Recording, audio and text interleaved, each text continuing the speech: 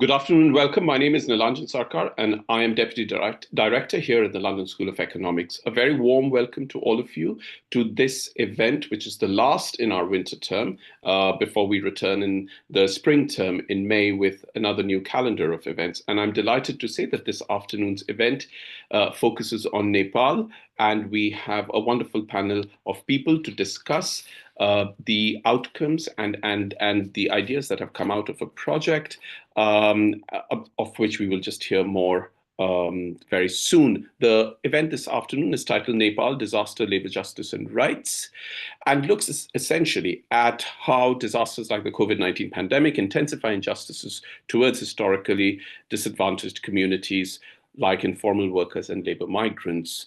It focuses, as I said, on Nepal and draws on a research project about which the project leader, Nimesh, will speak very soon, but on innovative forms of solidarity and right-based movements as competing frames to the health security measures introduced by various governments as newer political strategies are invented to deepen the prospects for just and democratic recovery from the pandemic. Before we came live on air, we were just having a brief discussion, and I was saying that for those of you who do watch our other events, you will see that at the end of each and every event, I always say that if there's anything good that came out of the pandemic, it is that academics became tech savvy and learned to use things like Zoom, which we really never quite had heard of before. But this, when I was reading up on the event for this afternoon and its background, I was thinking that there are really very few good things that one could possibly say came out of the COVID-19 pandemic, and the impact on informal workers is one tremendous aspect of it. So I'm really very, very happy that we're able to host this event, and we're able to host this event in the context of Nepal, where this conversation is very important. I'm not going to say too much more. I'm sure all of you who heard me read out the introduction can tell that I am no expert on the subject, but I do want to say a very warm welcome to all of you who are joining us from different parts of the world, from different time zones. Thank you very much for the emails you have sent to us expressing interest, including those who have written to us to say that for whatever reason you are unable to join and hope to watch the recording later on. For the benefit of viewers on YouTube, please note that this event is happening via Zoom and is being live streamed on YouTube. The chat function is enabled, and you will see a message in the chat box from us asking you to type your questions over there. Please do type your questions. You're welcome to ask as many questions. You are welcome to ask questions to an individual panelist. You are equally welcome to ask a question to the entire panel, and we will pose those questions at irregular intervals once we've had the initial remarks from everyone. If you would like to tweet, then please do tweet and tag us. All the Twitter handles are given in front of you in the description. One last thing before we come to the panel is that for those of you who are, this is especially for those of you who are watching online along with the panelists, had this event been happening on site at LSE, LSE's rules and regulations allow that a member of the audience can ask a question without mentioning their identity.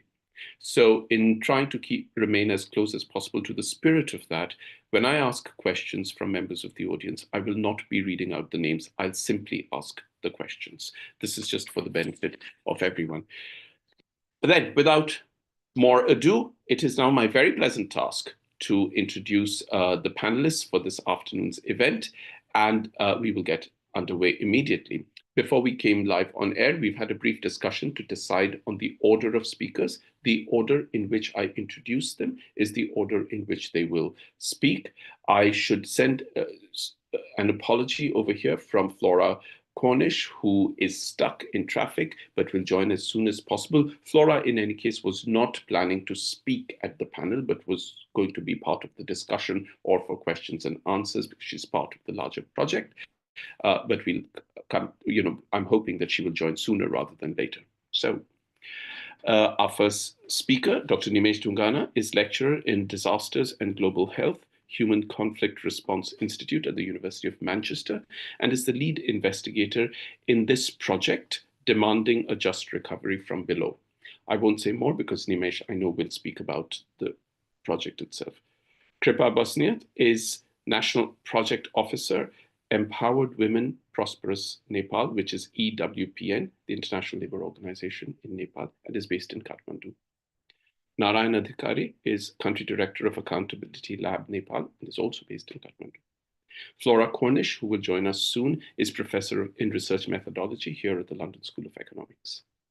The discussants for this afternoon's event, and I'm very grateful to both of you for agreeing to be discussants, are first Neha Chaudhary, who is Technical Officer on Migration at the International Labour Organization in Ethiopia. She was previously at ILO Nepal and is particularly interested in labour migration. Dr. Banhishika Ghosh is lecturer in health and social care, University of Sunderland in the London campus, and has published on COVID-19 induced hardships for migrant workers in India. One of the purposes of these events is to have people speak from a comparative perspective, which is why we invited Banhishika, whose work focuses on migrant workers, but in the context of Nepal. Nimesh is going to speak first. He has a few slides to show as well, and he will speak for about 15 minutes. Nimesh, please speak now.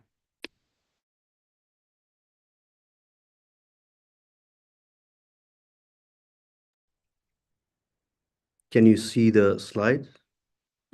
No, you need, if you just do share screen. Yep. All right. Thanks so much, Nilanjan, for that warm introduction.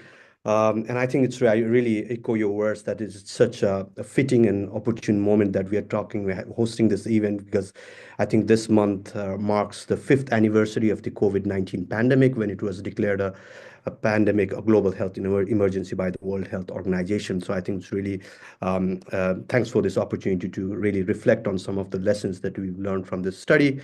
So it's a fairly long title of this study that we were developed. It's in a much more collaborative manner, and which I'll talk about in a moment.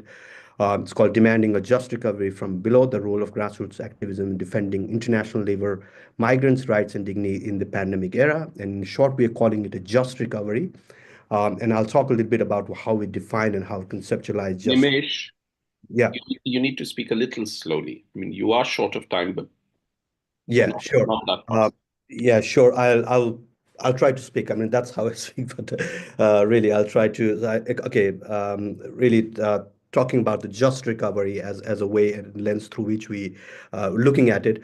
So as I said, it's a really collaborative project. I mean, I'm leading this but also there are a number of people who are involved, and just like to acknowledge Narayan Adhikari coming from Accountability Lab, Kripa, Basnyat, the International Labour Organization in Nepal, Flora Cornish, who is based at the London School of Economics. And we also, I don't know if we have Preksha in the audience, but she's been really instrumental in this project as a project manager. So hopefully she'll also contribute to the discussion later, or she can ask questions. So this has also been funded by the Atlantic Equity Challenge, based at the London School of Economics. We wanted to acknowledge that. So basically, I mean, if you remember 5 years ago, when the COVID struck in 20, from early 2020 or late 2019, the prevailing narrative at the start was that it was a great equalizer, especially coming from the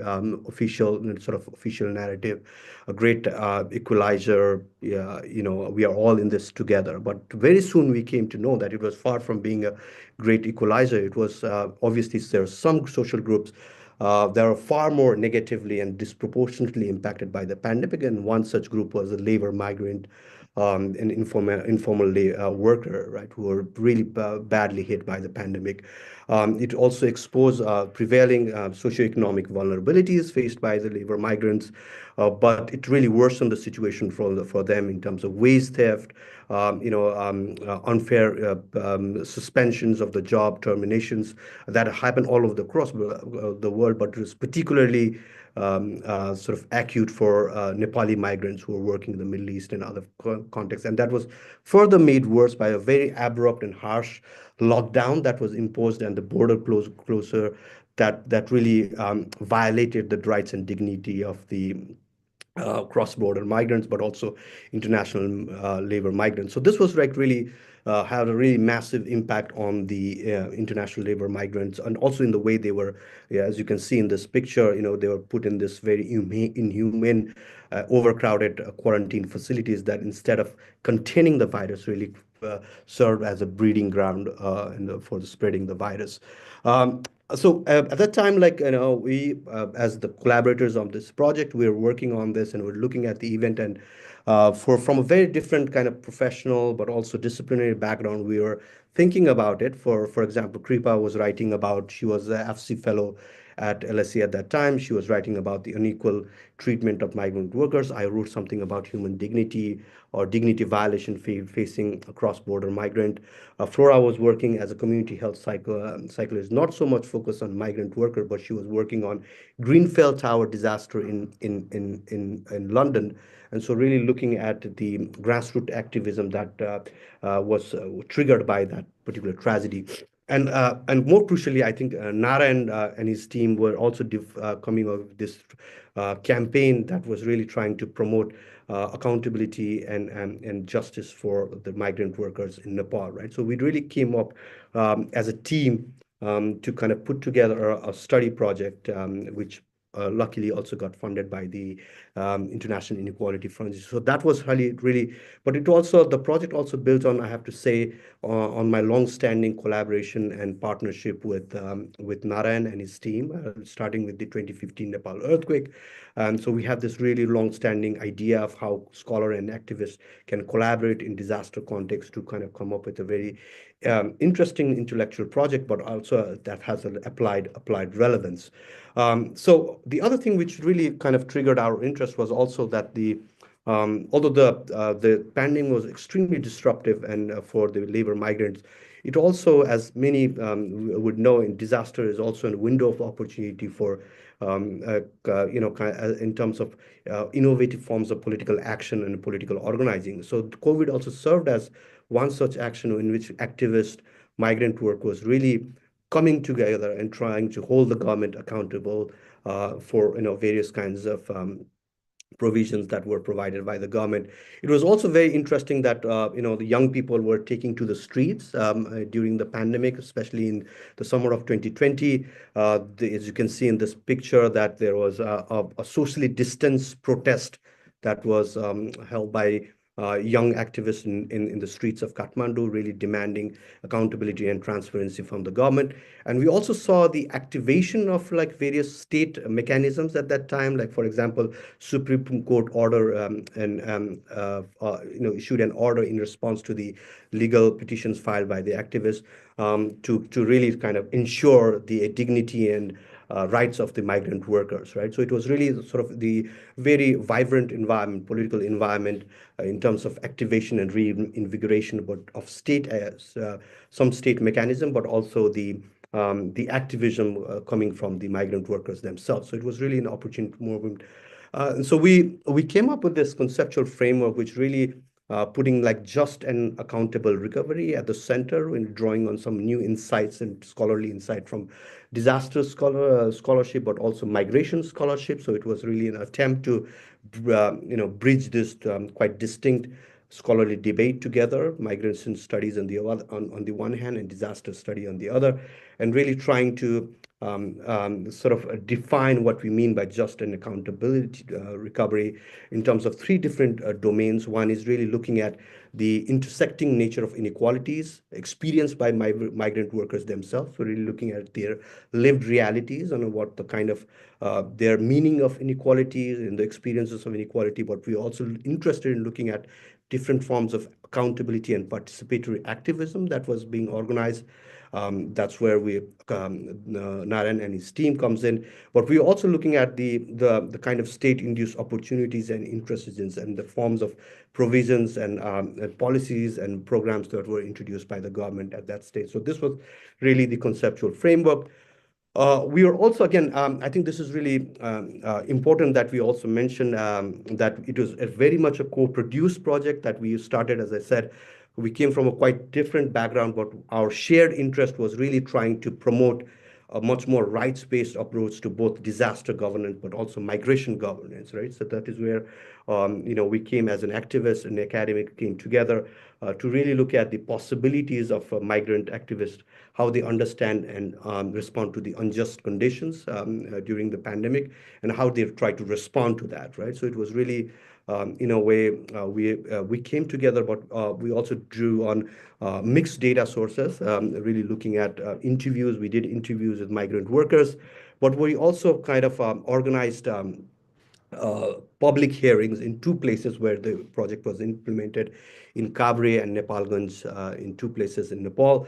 We also organized public hearings, a town hall kind of meeting where we brought migrant workers as well as the local government officials to have a dialogue around this idea of recovery, the nature of recovery that the migrant workers were demanding at that time. So it was really, in a sense, again, another way in which the activist and scholar work came together.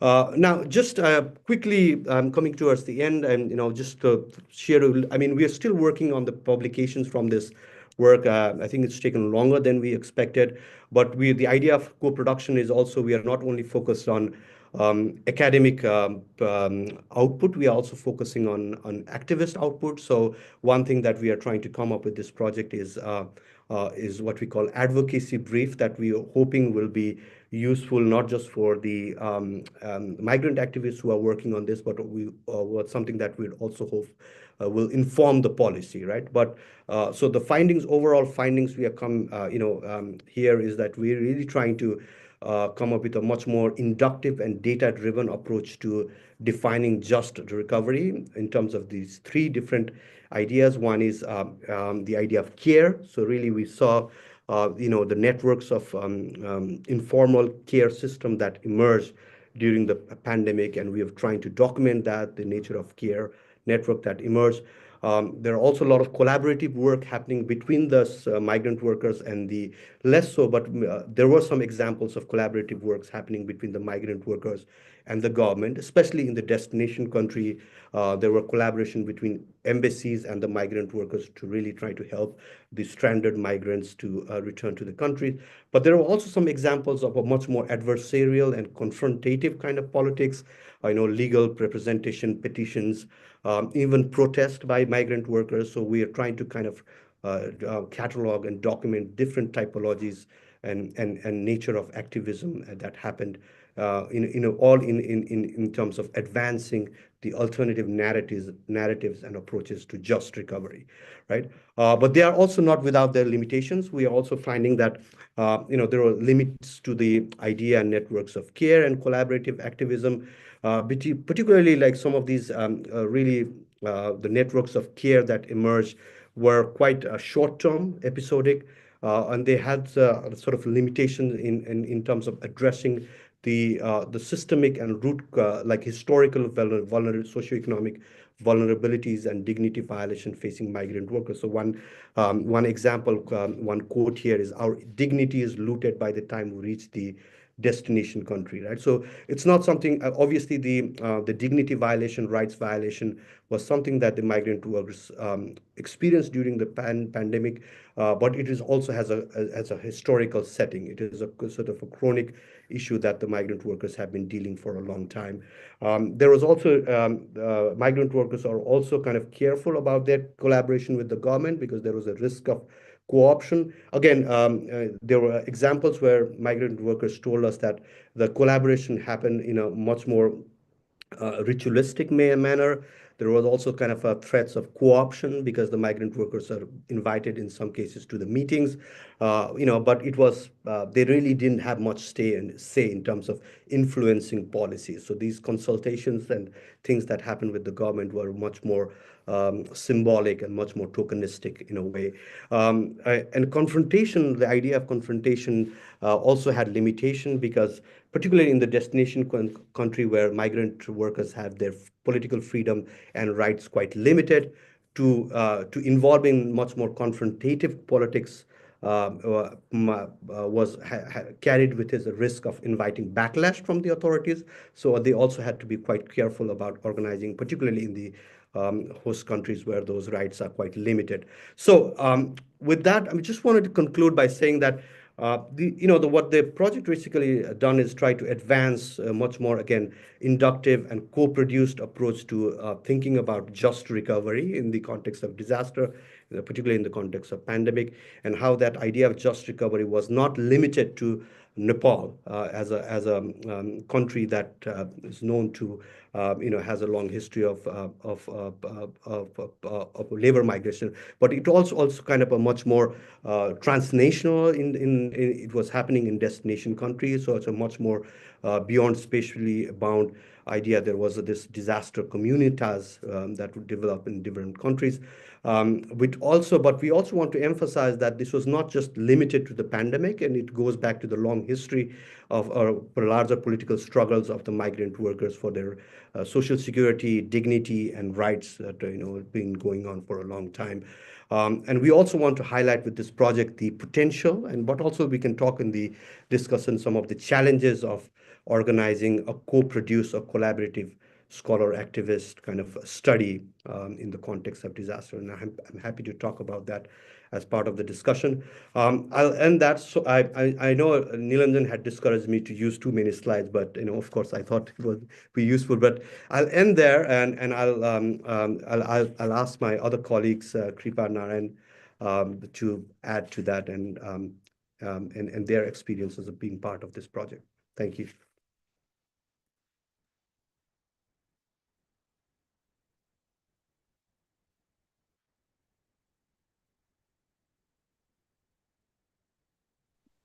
I think, is it? How do we?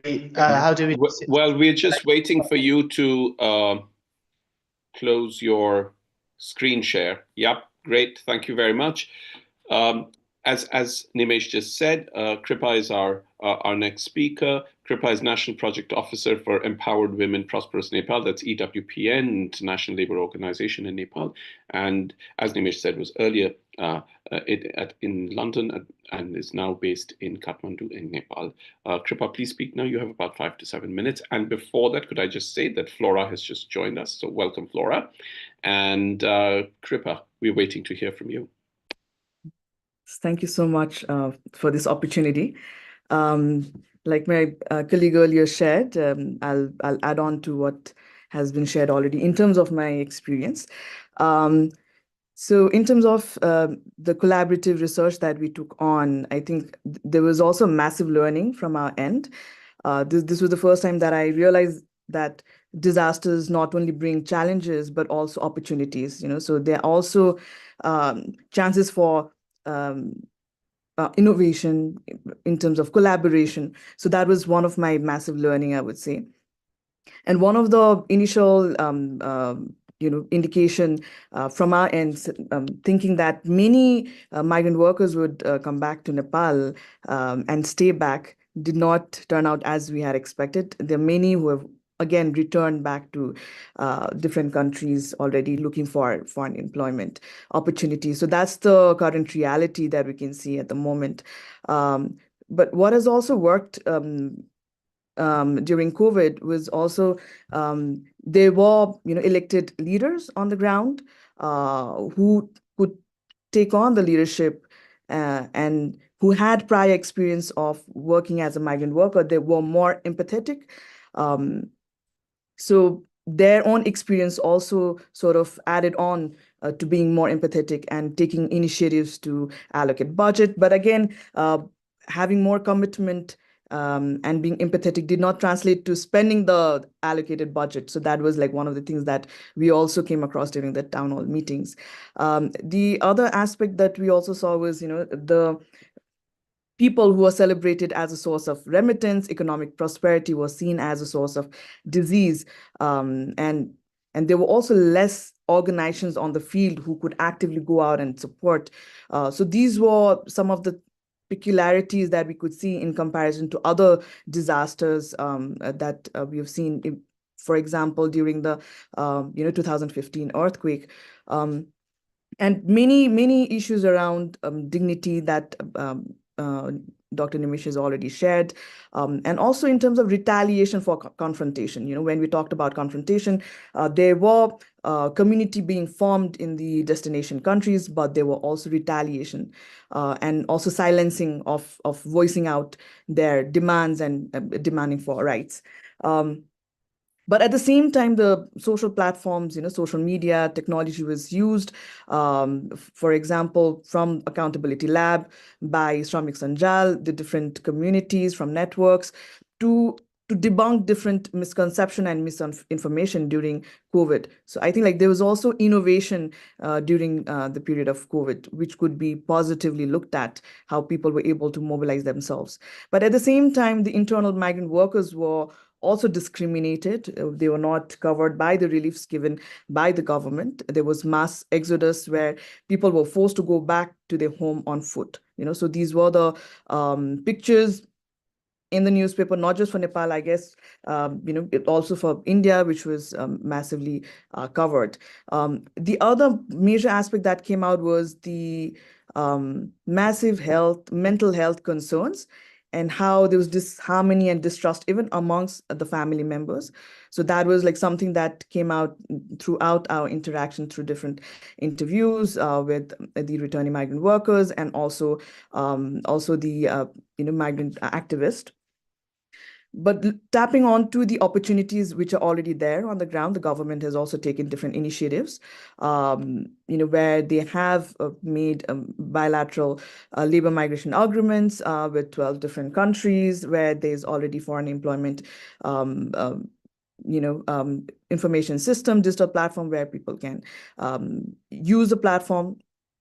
And also the 16th plan is a development plan that comes in every 5 years, where it has also prioritized internal employment, basically promoting decent employment so that more employment can be encouraged here within Nepal itself. In terms of looking at forward-looking perspective of Nepal, what it has also done is it has declared recently in one of the labor and employment conference the decade of internal employment, not to discourage foreign employment, but to basically generate and create decent employment here and to ensure safe, organized, and dignified foreign employment opportunities as well. And there has been, work around this new migration policy, which has come. And we were also asked to give different inputs to that policy, where we were able to take the findings from this research and integrate within it. And the migration policy, what it talks about is the purpose of that policy is to ensure accessible information, services, and governance on labor migration, to end forced migration due to lack of decent internal employment, and also to organize foreign migrant workers who are here in Nepal, right? So COVID has been explicitly mentioned in the background of this policy, where it recognizes how it complicated the situation even for the government, not just here in Nepal, but also globally, in terms of to address the challenges that it created. Also looking at the policy relevance, in future, we can't really not expect that similar kind of situation will emerge, including, unexpected war, other kind of natural disaster, and how do we provide appropriate support to the migrant workers? I think that has already been a realization from the government of Nepal. The other aspect is to ensure protection of migrant workers. That's included in the policy itself, in terms of looking at the destination country, looking at Nepal, and also on the way to the destination country. So how that can be ensured in terms of the rescue, relief, protection, and reintegration. So all of that needs to be there. So that has been included. There's also introduction of coming up with opportunities of entrepreneurship, not just for the migrant workers, returning migrant workers, but also for the families of migrant workers, and linking these workers with the social protection mechanism is something that is being encouraged, and it has been introduced in Nepal, but is yet to see the light in terms of how it will be effectively implemented even after going to the destination country. And lastly, there is the employment service centers now at all the 753 local governments. They're also providing general packages to the people who are seeking employment, but now they will also come up with the specialized packages, especially catering to even the returning migrant workers. So, these are the initiatives which has come about even after COVID, realization that, how people are affected, not just by one type of crisis, but multiple crises, and how can we protect them, but at the same time, make use of the networks and organizations who are already working on these issues and how their expertise can be utilized and integrated within the policy framework, even in a country like Nepal. So I'll stop there. And maybe Narayanji will add more to the wonderful work that Accountability Lab has been doing and continues to do. Thank you. Thank you very much. Narayan is Country Director of Accountability Lab Nepal. Narayan, please speak now. You have about 5 to 7 minutes. Thank you so much. I think Nimesh and Kripa has already mentioned so beautifully about the project. And also Kripa mentioned about the context, the broader context of the migrant workers. Accountability Lab, for those who don't know, we are a nonprofit. We work to make governance work for people. We've been running for about 12 years. So we do several things, particularly around individuals, institutions, and the communities, providing them support that they need to build accountability in their communities. This project has been a great, learning opportunity for us, but also it's beyond learnings. It's really about taking some actions on the ground. So using this knowledge as a way to change the mindset among the power holders that this, the voice, data, informations, which is very authentic and powerful, is very, very important when it comes about shaping policy. Like Nimesh mentioned about confrontations. I know that confronting as a political way, it's not always feasible, but we have also tried and work to support the migrant workers and also their families and the communities, as well as the organizations that are working to support this activism using the local legal and institutional pathways. In other way, we can say positive loopholes, policy loopholes, which we can always use, so that it also creates an incentive for the stakeholders to be more proactive on taking that leads. So this project, as its name as a just recovery, because Accountability Lab works a lot around governance, accountability, and anti-corruptions. We have tried to convene, to catalyze the change process, but what we needed to consolidate all this knowledge, information, data in a systematic ways. Oftentimes the activist, as you know, as a nature, so we are very much of a the field builders. So we run around, we raise for voice, we do a lot of legworks, but we often miss the opportunity to consolidate knowledge, to organize the learnings. I think with this project, with these collaborations, we are now at least have some sets of information which is based on authentic, verified by academic, which we can use as a powerful tools to convince power holders, and but at the same time to replicate this into other sectors. So this concept of just recovery is not only applicable for the migrant workers, for example. So we have already tried around climate justice, right, and securities, in promoting gender equalities in many areas. So because it goes beyond just academics and scholar and the activists. It actually goes to communities. So the community, I would say this is a community-led project. This is a community-led interventions, because every everything that we do, whether we go for interview or data collections or a town halls or focus groups discussions, we think, we think from the way of communities, like how we can create incentives for people to be more powerful using their stories, using their voice, so that with the knowledge they have, with the convening power they have, and the asset they have in the communities, can use to change their societal behaviors, norms, and change the policies at the local level. So I think this project, I would say, is a learning opportunity for us to see how the community-led initiatives can be taken as a good big reference to rethink, to remodel the way that we envision our academic approach towards activism, but other way around as well. Rethinking about activism is not just about running around and hitting the ground, but also about seeing the evolutions, understanding how it works, why it doesn't work, and to be prepared in all kind of future disasters.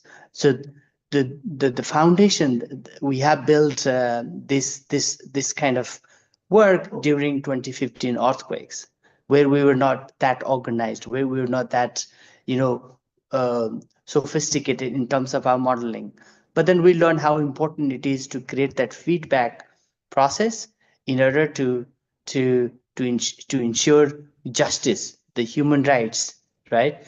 And then use those experience during COVID, and then later on floods, and then in some other countries in different scenarios. So just to sum up that, this is I think it's I don't know if there's anything going on around the world, but what I really enjoy is that this is a truly a collaborative and doing by learning, learning by doing methods, understanding each other's strength, and create a collective activism, collective aspirations for social change, so that we can see migrant workers' voice are incorporated into policy, but at the same time, the government understand what is needed to address through policies, through institutions, and also what what the government, civil society, and other stakeholders can use this information, this data, these stories, and the power of scholar, activist, and community collaborations in building that resilience around disaster related to COVID or natural disaster, to migrant workers or any other communities. So yeah, so this is great. Thank you so much. I stop here. Thank you very much, Narayan. I'm sure we'll come back to a lot of the things that Kripa and you have said later on the discussion. Now, I'm going to invite Neha and then Banhishika to make their comments. But before that, I just wanted to say to those of you who are watching online, please do ask questions via the chat box, and we will include them in our discussion. But for the moment, we're going to start with our first discussant, which is Neha Chaudhary, who is Technical Officer on Migration at the International Labour Organization in Ethiopia. She was previously at ILO in Nepal and is particularly interested in labour migration. Neha, please speak now. You have 6 to 8 minutes. Thank you, Nilanjan. It's always an honor to come back to speak at your alma mater, to be given that opportunity. So I'm glad I'm here today and to be given this opportunity to be a discussant in this very interesting project. As I'm hearing what Nilanjan, Nimesh, what Narayan, Nimesh, and Kripa have said, I think it's one of the few projects that have been honoring community voices and the voices of migrant workers. So I think I think that in itself says a lot about the project, because for me, as someone who's been engaged in the issue of labor migration for over 10 years in different capacity, from research to private sector to now in a technical standard setting organization, like at that personal level, I feel the COVID pandemic basically shed light to what migrant workers were already going through. In the sense, like all the different labor rights violation and human rights violation that were listed out in terms of unfair recruitment, discrimination, deception, non-payment of wages, non-inclusion in social protection mechanisms, so on and so forth. Like these are something that migrant workers, especially from South Asia, towards the Gulf are going through at an everyday level. So in a sense, like the COVID pandemic sort of just magnified that at a very different level. And it just brought to light how our labor markets are segmented and how migrant workers then become very dispensable. I think because the thing is, like, in terms of how we conceptualize migrant workers, like Kripa said before, there's always that paradox, right? Like on one hand, they're the remittance hero. They bring in like X amount of remittance. Like Nepal is I think the fourth largest country within Asia and Pacific to receive remittances. And on the other hand, during the COVID, they were seen as carriers of disease. But then even now, we see a lot of this whole narrative, especially in the popular media, in terms of this exodus of migrant workers who are leaving their homes, who are leaving their villages empty, and so on and so forth. So that paradox still remains. But then at the same time, I think one thing that COVID pandemic brought into forth was the fact that there were two categories of migrant workers. And this was the time where I was still working with the ILO in Nepal, and we were thrown into this absolute chaos because there was a few things that we knew that already existed. But then I think it brought to fore was that there were two categories of migrant workers. One who went to India, who are usually not part of the formal migration channels, were uncounted. So basically, they don't really have employment contracts or any form of security that sort of protects them. Who were, I think, one of the most vulnerable categories in this whole pandemic situation. And the pictures show how they were stranded in the borders and completely abandoned. On the other hand, we also saw there's that category who go to countries beyond India. And these migrant workers usually take the regular migration pathways. They're in the government records, and yet they were still abandoned. And they were abandoned both by our government as well as their employers in countries of destination. So we saw a lot of images of migrant workers sleeping in parks, so on and so forth. And it wasn't, as someone who was working very closely with the government at that point, I don't think it was lack of willingness. There was just lack of policy framework. We did not have a repatriation guideline that was there in the case of emergency. The Foreign Employment Act, which is the main policy document which governs labor migration in Nepal, does not account for return and reintegration. And so a lot of it was, action was very haphazard. The initial body that was formed during the COVID response at the state level did not include Ministry of Labor.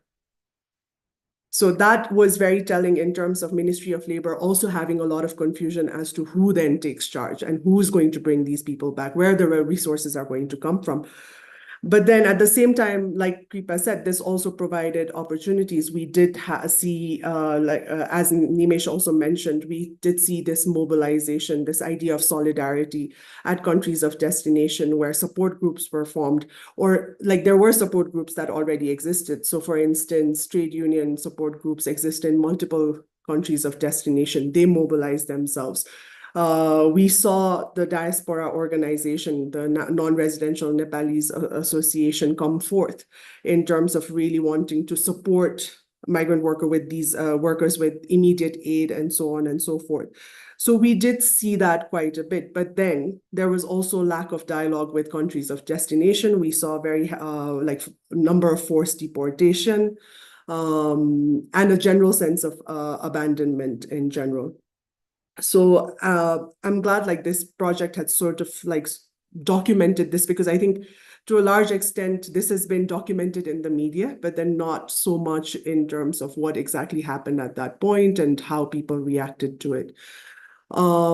Having said that, I think now when we talk about just recovery, I think that we really need to sort of think about the current context, right? Like Kripa said, we thought there was going to be unprecedented return of everyone coming back, wanting to stay back home and not go anywhere. But then that hasn't happened. Between 2019 and 2023, we've seen 102% increase in the number of migrant workers going outside from Nepal. We are back to 2,000 people leaving Nepal every day, which means there's something wrong, and there's something structurally wrong in terms of how people are trying to find employment. And I think that's at the core of it. Like, a lot of people at the end of the day are in search of decent work opportunities. And in the case of women, sometimes it's also non-recognition of their work. And that's what pushes them out. And that's why they're traveling abroad. So I think there needs to be that sort of understanding of these new migration dynamics. Not only is there increase, there's also a diversification in terms of countries of destination that they're going to. It's not limited to Gulf. Now we are seeing a lot of people trying to permanently move to Europe.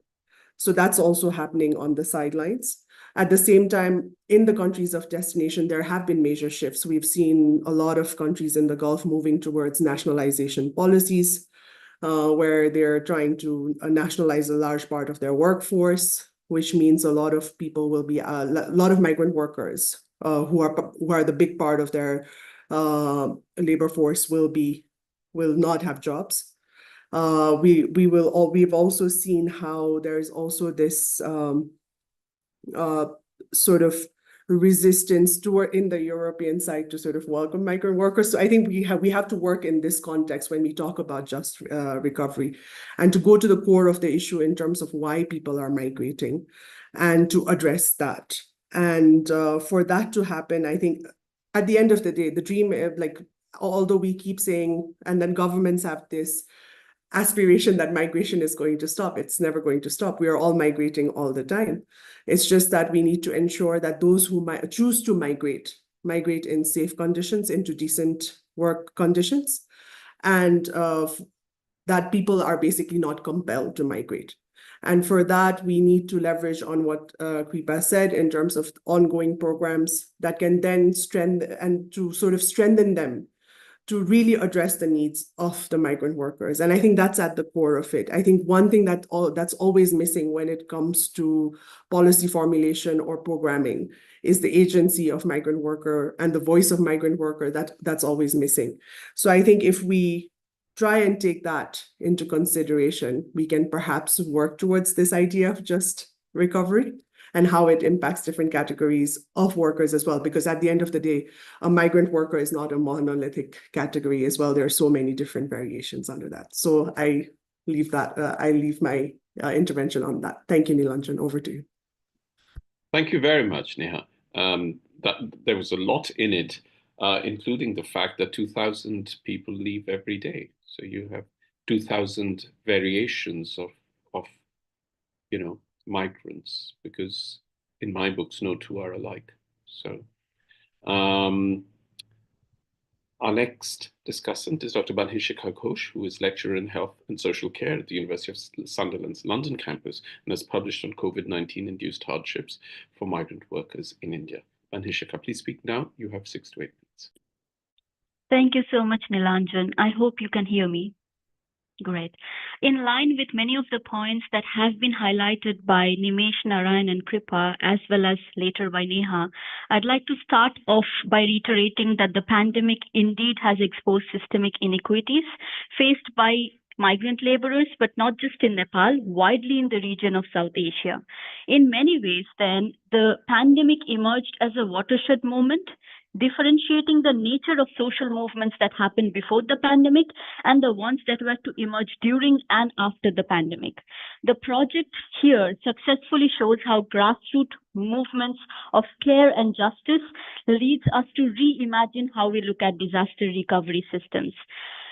Very interestingly, the project interrogates how returning migrants who were marginalized by exploitative labor systems and state neglect navigated these compounded vulnerabilities. And one of the major concepts that the project looks at is monitorial activism, which emerged to contest official narratives of crisis management and amplify migrant voices to demand accountability through participatory tools such as community audits or digital advocacy. The project has successfully looked at and centralized lived experiences of migrants and illuminated the political possibilities of disaster context. And that, I feel, is the highlight of the project. The urgency then of the project lies in its intersectional lens, linking labor rights to disaster justice and the transformative potential of bottom-up activism that we see through the narratives of many people that have worked in the project, like Narayan and Kripa. The strength of the project is what I'd like to move on now. The project's conceptual innovation lies in redefining disasters as political arenas rather than being a political crisis. In many ways, the project has foregrounded migrants who were thought of as invisible actors, and then they became in the project focal points of emergent solidarity networks. There are 4 modalities that I came across in the project that the main investigators talk about. 1, information democratization. 2nd was service monitoring. 3rd was accountability claims. And 4th was justice-oriented inquiries. And through these modalities, the project captured how grassroots actors repurpose digital tools to disrupt state opacity, which is very interesting. And this is a dynamic that we see mirrored across not just in Nepal, but widely across movements and activism in South Asia. Whether we call the example of the farmers movement or the example of queer rights movement in South Asia, these modalities were being used by different disenfranchised groups or groups that were thought of as invisible actors. The policy relevance of the project is also paramount as it provides us a template for studying crisis-driven mobilizations globally. I'd now like to start off by basically raising a couple of questions, but these questions are not just to the co-investigators of the project, but in general can be also raised by or talked about by the wider audience who are listening. My first question is, to what extent do we think these bottom-up movements are organic, or whether we think that these bottom-up movements were strategically cultivated by pre-existing networks? If it was strategically cultivated by pre-existing networks, it would be very interesting to look at the dynamics of these networks and how they unfolded. The second is, can we use the idea of a safety valve metaphor in order to identify these bottom-up mobilizations and how they took place? If we were to use the safety valve metaphor, we may risk depoliticizing activism's roots in structural violence, because such activisms may not be just a result of pressure that we see in crisis situations. Rather, it could also be a symptom of necropolitical governance that we see happening in other states of South Asia as well. My third question relates to the democratization of risk communication. Given that digital divide had excluded many disenfranchised groups from remote regions of South Asia, did crowdsourced data that we see in this project in many ways privilege specific categories of migrants over others, as was seen, for instance, in Bangladesh or India's pandemic response? Lastly, post-COVID, across the region of South Asia, we see austerity cuts happening with international funding going down across different states, including Nepal. As a result, many of the collectives or NGOs, they are either shutting down, disbanding, or reducing their activities that are happening in and around. Can bottom-up mobilization models that we see in the case of the project survive without international allies or transnational funding? These are just a couple of questions that help us reflect on Nepal's grassroots activism. Now, very quickly, I'd like to point out that the project's findings have very important transnational relevance, particularly as climate disasters increasingly displace labor migrants, necessitating rights-based monitoring frameworks, as we see in the case of this project. We also need to ask, and this is what Neha also pointed out before, given Nepal's geopolitical precarity and it being a state dependent on remittances, almost 30% of its GDP was dependent on remittances, how do austerity measures post the COVID constrain activist agendas? One way I believe this project actually answers this question on its own is because it looks at diaspora networks in amplifying activism. For instance, the project highlights how Nepali Gulf workers advocated via Facebook or TikTok. Future research, I believe, can adopt a longitudinal lens, assessing whether pandemic-era movements can catalyze into lasting institutional change. Ultimately, the project underscores a paradox. On one hand, we see disasters eroding state legitimacy. Yet, on the other hand, we are seeing that the same disaster create apertures for emancipatory politics. Nepal confronts multiple kinds of challenges today, including climate-induced crises, rise of right-wing activism, the demand for a Hindu state, as well as austerity cuts. And in all of these challenges, in that context, grassroots activism become vital to reimagine disaster justice, not just in Nepal, but across other states of South Asia. To conclude, the project offers a groundbreaking analysis of disaster recovery, and I particularly think its interdisciplinary approach with academic activist collaborations has illuminated pathways for transformative solidarity building, as it has centered migrant laborers' agency in redefining justice. With this, I'd like to hand over to you, Nilanjan, and I look forward to the rest of the discussions. Thank you very much, Manhishika. That was great. We don't have any questions as yet. So, Nimesh, do you want to come in to respond to some of the things? You can respond to them in brief or in some detail, depending on what you want to say. And Flora, if at this point you would like to say anything just on the, from what you've heard, you're very welcome to speak after Nimesh. Yeah. Yeah, thanks both of you, Neha and Manhishika. That was really useful and very, we really appreciate your positive kind of constructive comment. Just briefly on the, I think those are really useful, what Neha pointed out about migrants worker not being a monolithic kind of category. I think that was really a really important point, and that had also like a kind of real implications on how we conceptualize and implemented our study, because obviously we were quite moved and interested by the differential treatment facing the cross-border migrants in Nepal, like migrant workers who go to India. And at one point, we also wanted to include that category, that group of migrant workers into our study. But at the end, we kind of, in our study, it was, obviously as a research project, we have limited time and resources. So we kind of focus our attention more on the international labor migrants. And the reason for that was also not just practical, but also we also thought that that was the area where we could make a maximum kind of impact on policy and policy reforms, as opposed to the cross-border Nepal-India migrants, which is a lot more complicated in terms of, as you know, it's like a geopolitical situation, our porous border with India. So I think it was, but that said, I think it is really important to think about migrant workers as a lot more kind of plural nature of their, not just the vulnerability that they face, but also the kind of possibilities that they are working with. So that was one point, and I think we that also highlights sort of kind of why the intersectional nature of the project that we were emphasizing. I think Vanshika's points are really fascinating, like really thought-provoking ideas about whether to what extent the project, the activism that we documented are spontaneous versus non-spontaneous, whether it's spontaneous. I think it's very hard to tell, and I think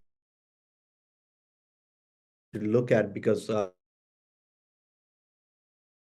findings are suggesting that the activism that we saw are completely spontaneous, but it also has kind of, it has a history, it has a long history of, which is why we are saying that it kind of links to a historical struggle of migrant workers to claim recognition and visibility for their plight.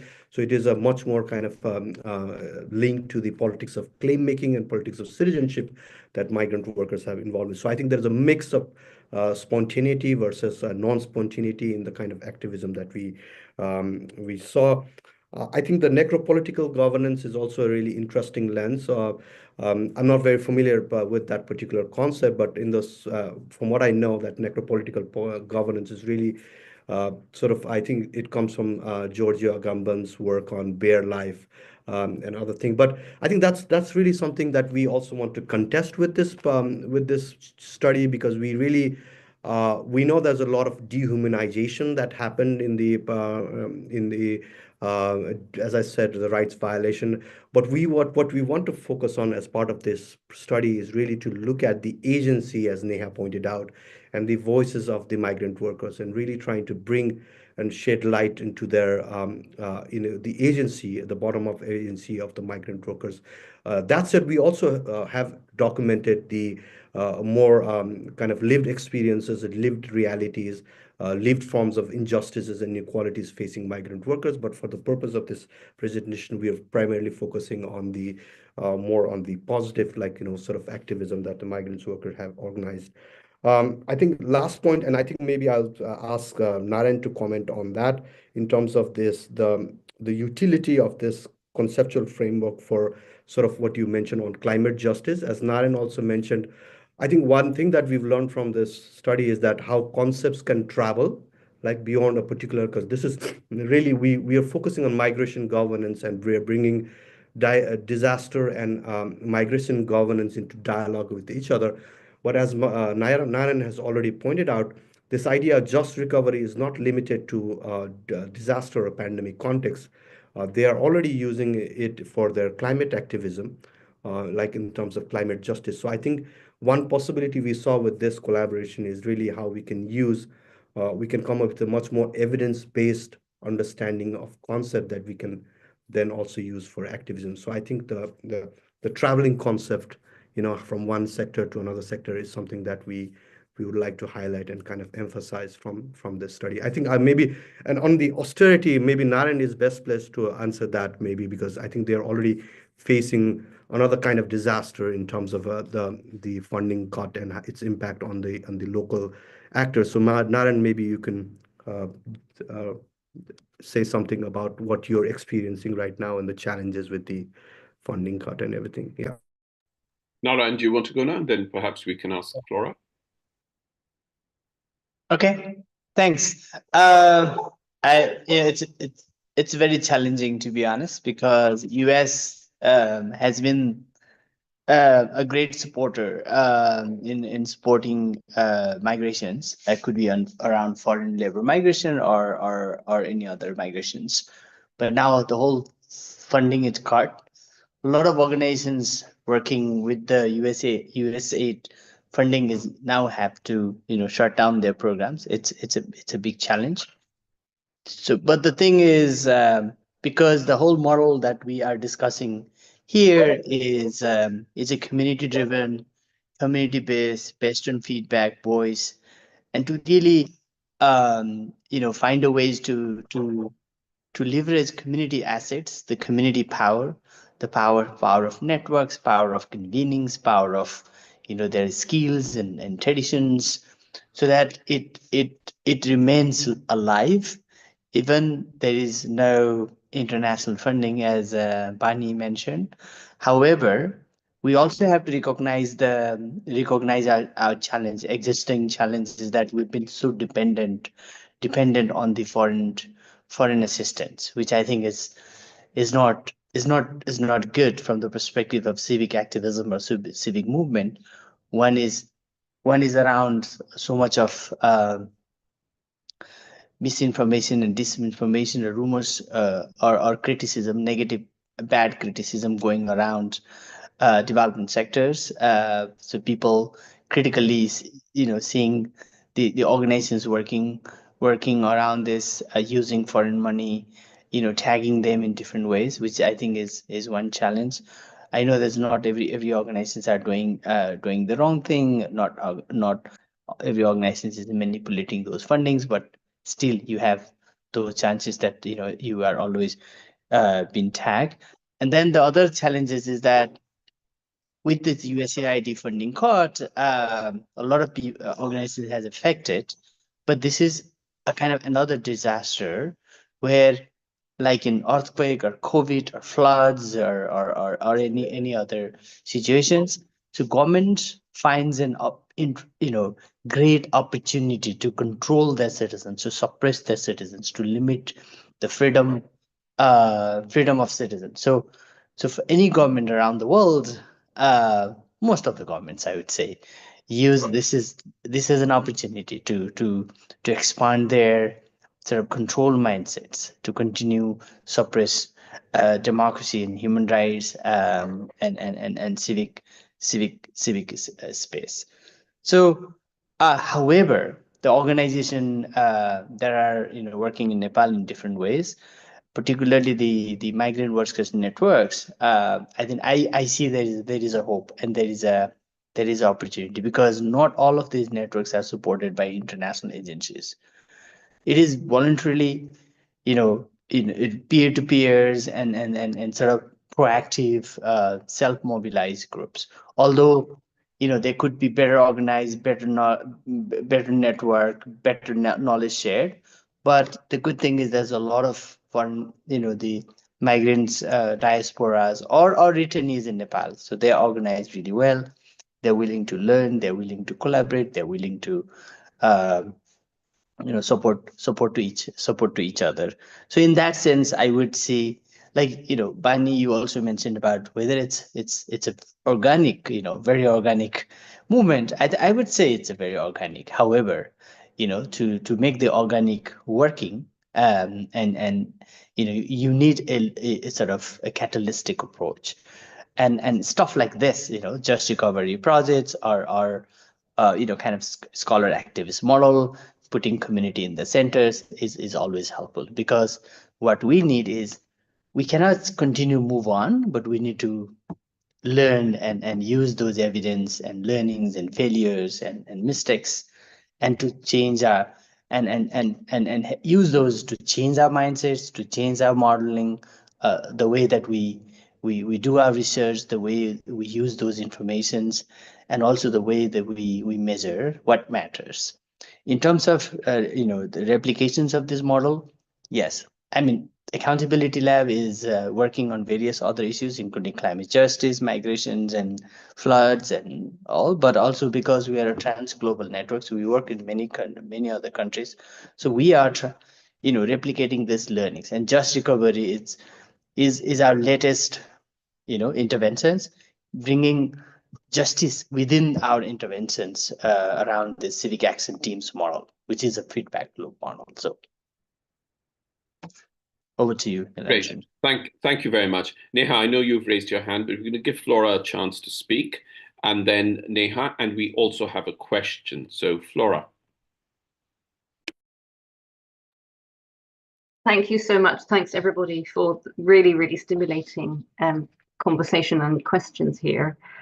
I think that as everybody was speaking earlier, the issues that I was really sort of getting stuck on are things that people have picked up now.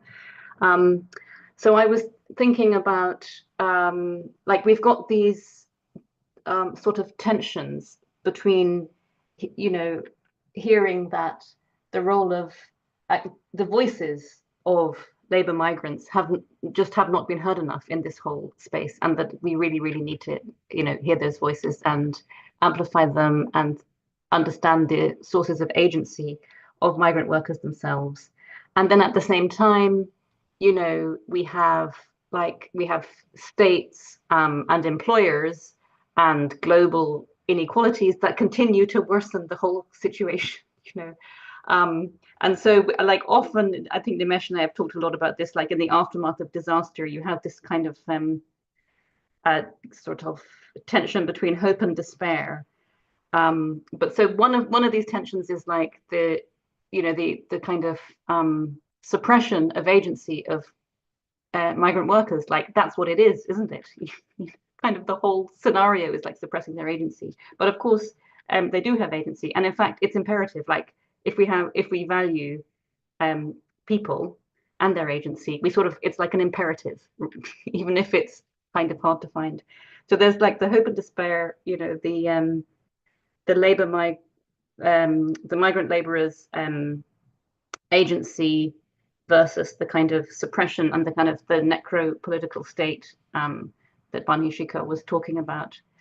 And the sort of, and I suppose, and the kind of like change and stasis. And I suppose, like, in a way, one of the things we were surprised early on was how the COVID pandemic sort of almost seemed like it wasn't such a big deal for the migrant workers.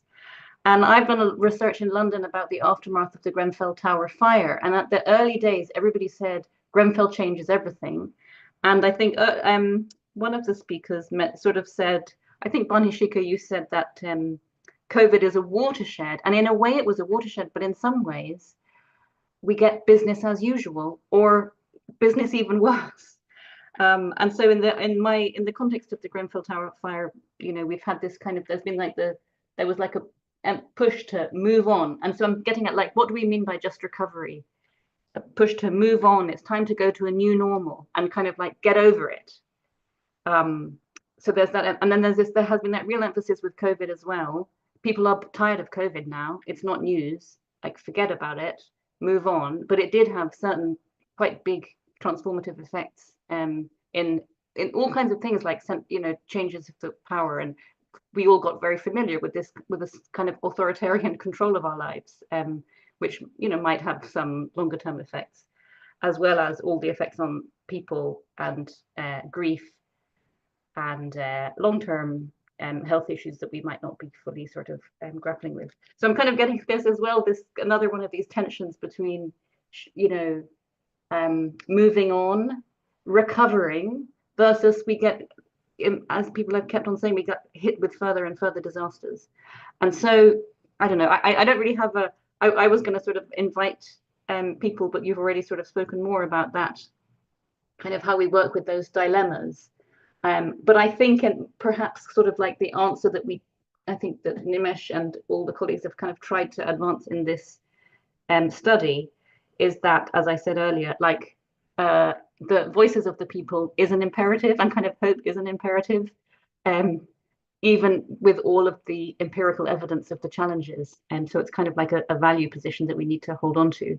But the last thing I was going to say was about the like really big changes that are happening globally that people talk to, about the rise of right-wing discourses and authoritarian governments, and the decline of international cooperation and funding and so on. And then when Narayan, you were talking about we should measure what matters, but this might change what matters. And I think this could really change what Nimesh was talking about, the scholar activist collaborations. You know, we've been doing this when we're thinking about research funding as well, under an umbrella of sort of like reaching out to demands made by funders, whether it's funders of research or funders of programs, that ask us to, you know, measure things in certain ways that fit certain criteria, that the people, we said, the community-based work, they don't care about the things that we spend so much time monitoring and measuring and reporting. So maybe, I mean, I do not romanticize the loss of the funding. I am so upset and angry about it. It's having enormous immediate effects that are unconscionable. But for the ways that people work together, measuring what matters, we might actually, you know, what matters to labor migrants, what matters to activists, what matters to academics, we might think differently about what the things really matter. And I think academics should really probably, you know, could be rethinking their practice about who do we collaborate with, whose voices are the most important now, and you know, how do we go ahead. So, but this is like departing from this study onto thinking about this kind of work in a really, really suddenly changed landscape that I think we're not prepared for. Thank you very much. Neha, you wanted to come in. If you just wanted to say whatever you wanted to briefly, we have about 15 minutes. We have one question that all of you will find very interesting. No, just a quick intervention on my end, Nilanjan, and thank you so much, Flora, for bringing that up in terms of whose voice becomes important, right? I think that's a very key point. And then even and I think even speaking to a point that you raised earlier, one of the things that was an outcome of COVID, especially in the context of Nepal, was this whole romanticizing of the issue of reintegration. Like, everyone was talking about reintegration, everyone was talking about sustainable reintegration. This was when the reintegration policy also came out. But then what people did not realize is to what extent were those who were on the move were integrated in the first place. So why are we even talking about reintegration in that context, right? But then I think, well, the initial reason I raised my hand was to sort of respond to Vani's point on like sustainability of this movement, right? And like Narayan pointed, like it was a very organic, this movement, this activism was very organic. But then at the same time, in order to ensure sustainability, as Kripa mentioned in her intervention, I think we need to build on what already exists. We do have avenues like the Labor Advisory Committee. These are instituted in the Ministry of Labor, where we can ensure what we can advocate for is an effective representation of the voices of migrant workers. We have policy frameworks. We do have the employment service centers as well as the migrant resource centers. We have migrant workers collectives that have been formed in major migrant sending districts. These already exist. It's all about how we can capitalize on that, and that this does not necessarily need to depend on external funding.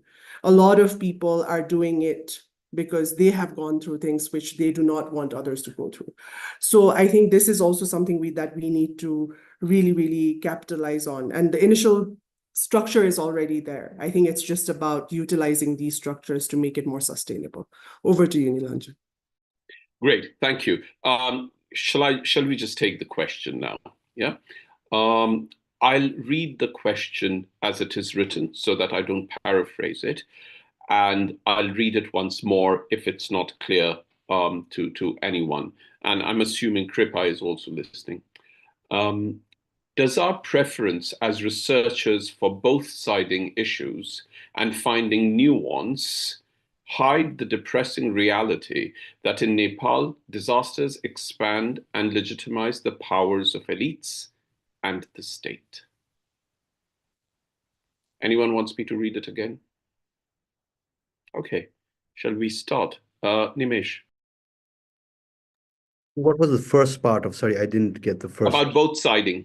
You know, this the tendency of researchers to do both-siding and to find nuance in everything. Is it essentially hiding, you know, sort of the whole thing of the expansion and legitimization of powers of elites in the state? Well, I think it's a really important question. I mean, obviously, if you want to, we are not kind of dismissing the fact that obviously it has, like, there's disaster, if you really think about it, how it can be exploited by the power holders. And as Narayan also mentioned about, you know, not just kind of how it can be used as a state of exception to kind of to kind of expand bureaucratic power and all, on which we saw with the pandemic, you know, like how it was migrant workers were treated, informal workers were treated. So, which is why what we, in this presentation, we haven't talked about that. That's also something that we've documented, you know, the consequences of that, the state power, and actually very abrupt, very arbitrary use of state power, like in terms of lockdown, how it was imposed, the one-size-fits-all lockdown and its impact on marginalized population. So we very much see that, and obviously people have written about disaster capitalism and how that kind of helped consolidate state power. But at the same time, we also wanted to provide a bit more comprehensive picture, because often that kind of approach can also invisibilize, you know, like the more bottom-up activism, resistance struggles of the communities, right, who are at the, you know, receiving end of the state power. So I think this is really a way to kind of think about a bit more complicated picture of state-societal relation. But I think that links back to Flora's point about this idea of watershed moment. With every disaster in Nepal, we've seen that happening, that it is really, it leaves a scar on state-societal relation. Like even in our interviews now with in this study, people have talked about not just the COVID pandemic, they've also talked about 2015 Nepal earthquake that pushed people to, you know, to go to the foreign country in the first place, right? That how it pushed out-country migration. So people have are resentful of the state. So and with each disaster, I think people it leaves a scar on state-societal relation, and in that sense, I think it can be a watershed moment in how how that can have a lasting impact. So I guess what I would to answer that question, I guess we agree that it's the kind of expansion of state power, but at the same time a bit more comprehensive and a more nuanced on that state societal relations. I guess maybe others can add to that. Sure. Kripa, did you want to come in to say anything on that point of this whole two-sidesism and, trying to sort of hide, what is really happening just because we're trying to be very nuanced and. Yeah. I think that's a very, interesting question. And that's what we sort of really try to dig out the action and role from the ground itself. And the work that we've done is we've looked at the side of, dissent and protest leading to confrontation in Nepal and also in country of destination, right? And that is, we're also trying to capture how the grassroots activism has actually challenged the power, who is actually misusing the power, right? When we look at the medicines which were smuggled, like Nimesh just shared, in terms of disaster capitalism, there were many loopholes. And the beauty of the dissent was that there were many youth coming out and protesting. So what we have done is actually documented these new sites of dissent, And the other aspect is in terms of the proactiveness from the government. I would say there was not many actions, but there were many actions in terms of making multiple policies and guidelines without consultations in one go, during COVID. And there was this highest level response body to address COVID, but none of them were women, right? And one of the brutally hit population were women who were stranded in foreign lands. And there were concerns were met with utter ignorance, like not just from the country here in Nepal, but also from the country of destination. And I would say that this was not something that was planned, but we could also see that preparedness was not there. So even if we had got an inclination that this is going to escalate, the situation is going to get worse, there was not much of preparation as such, and which I think Neha also mentioned in one of her earlier intervention, is that whether we had the structure and mechanism in place. So it kind of like hit us towards the direction that, yes, we need to create those structures and way to support these most marginalized and vulnerable groups of migrant workers in such situation in coming future. The last point I would like to make is, there was also distrust from the returning migrant workers who were actually encouraged to stay back in Nepal, right? And where these subsidized loans were introduced. But there were many people, even during our town hall meetings, they shared that they were not able to use it.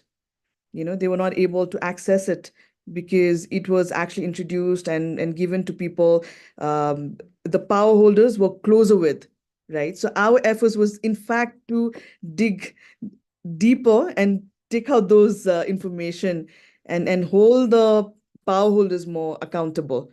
So I think Accountability Lab has done an amazing work, and they still continue to do that. And such replication of activism needs to be done, not just in Nepal. I'm sure it's happening in other countries as well, but even other sites of protest and dissent in terms of confrontation. So I would like to stop there. Flora?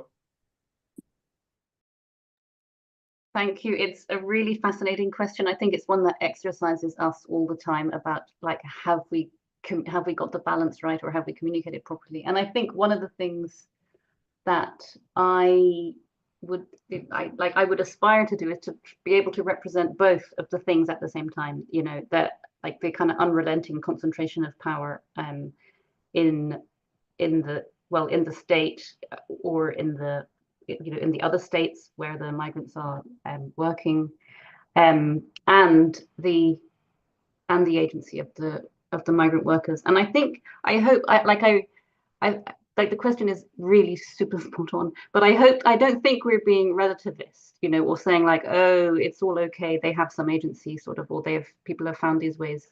You know, and I think that there are variations and there are gradients. And it made me think of when I did my PhD a long time ago about sex workers in Calcutta mobilizing to protect themselves from HIV. And my PhD supervisor, Kathy Campbell, had done similar work in South Africa. And I worked with an organization who were kind of like modeled themselves on a trade union, and they had collectivized the sex workers and had I really think, you know, they had made a lot of changes.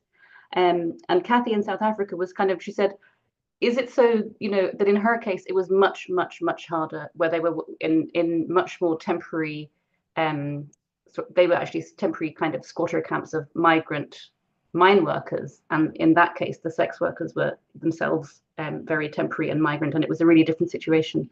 And, you know, we sort of debated, you know, like, how bad is it? You know, do the women in Calcutta have all of that agency? And so what I'm trying to say is, like, we recognize that there are continuums. Some people are like you know, maybe bonded laborers, or have very, very little power, you know, in any part of their lives. In other situations, they have a bit more.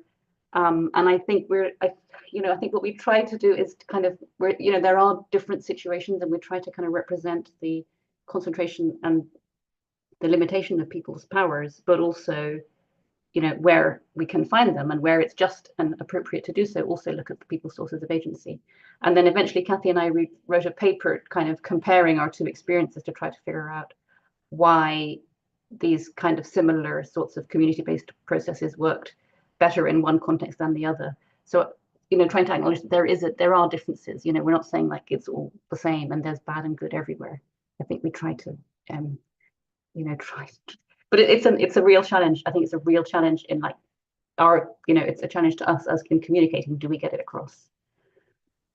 Thank you. I'm very conscious of time, but I think what I'll do is, Neha, would you like to briefly say something in response? Would you, or are you fine? Okay, then Banhishika, I mean, knowing that this question was Nepal specific, was there anything you would like to say just in response to the idea of researchers, you know, sort of both siding and adding nuance, and therefore whether intentionally or even unintentionally, you know, sort of end up hiding or sort of you know, covering up what is actually happening on the ground, because we're driven by this impulse of trying to present all voices or as many voices. If you would like to say anything more generally, because I do in this instance want to let Narayan have the last word. I did have a point, but I'll just quickly brief on it so that Narayan can speak more. I just wanted to highlight that I would take the example of Nepal here and say that in the 2015 earthquake, when we saw, for instance, in Nepal, the one-door policy, we often saw centralization happening when it comes to disasters, as a result of which local and federal governments did not have power. That again resulted in internal friction, which then leads us to reflect on the nature of state when it comes to Nepal, but in general nature of states in South Asia, which makes me think that often we need to think about it of how states act in a dispersed or a scattered manner until and unless it comes to actually questioning the functionality of the state. Then the nature of the state as we see today becomes much more elite supporting, and as compared to when we see how the state functions on a day-to-day basis, which results in a lot of people in Nepal, as we see today, questioning the authority of the state and the activities that it had done today. That's the only reflection I had, but maybe Narayan can move forward and talk more about it. Sure. Narayan, would you like to have the last word? Oh, thank you so much. Bani, you always ask great question. Thank you for that. Let me start from your last question. I know there's there's a new uprising. I don't know how sustainable it will be, questioning the current states, questioning democracy, questioning accountability, and questioning the effectiveness of government and all. I think it's maybe a common phenomena, like when the power relations are not working, is becoming corrupt, then you have a chances of other groups coming, whether it's positive or negative. I think Nepal being a it's a very newly born, federal country. So there's so much we have learned. This is our second term's elections after the new constitutions. Of course, there's a lot of misunderstanding over the roles and duties of each tiers of the government. But I think we are getting towards more clarity day by day. Of course, we have all sort of challenges and problems. A lot of things that we discussed was very much about, I think, very much about possibilities, but at the same time, very much about problems. But there are good things going on. The local governments, for example, they're trying their best, particularly around migrant laborers. Before they had no idea like how many people are, going abroad from their constituency. Now they started collecting data, and they started consulting with these returnees migrant workers. They started consulting with their communities. They started allocating, even if it's a token, they started allocating some budget so that they can help the returnees migrant workers to start some business, or they can help their families who are affected, right? So there are good things going on. So there's another thing that I would also like to mention, because it's the migration is one entity and it's part of the whole ecosystem.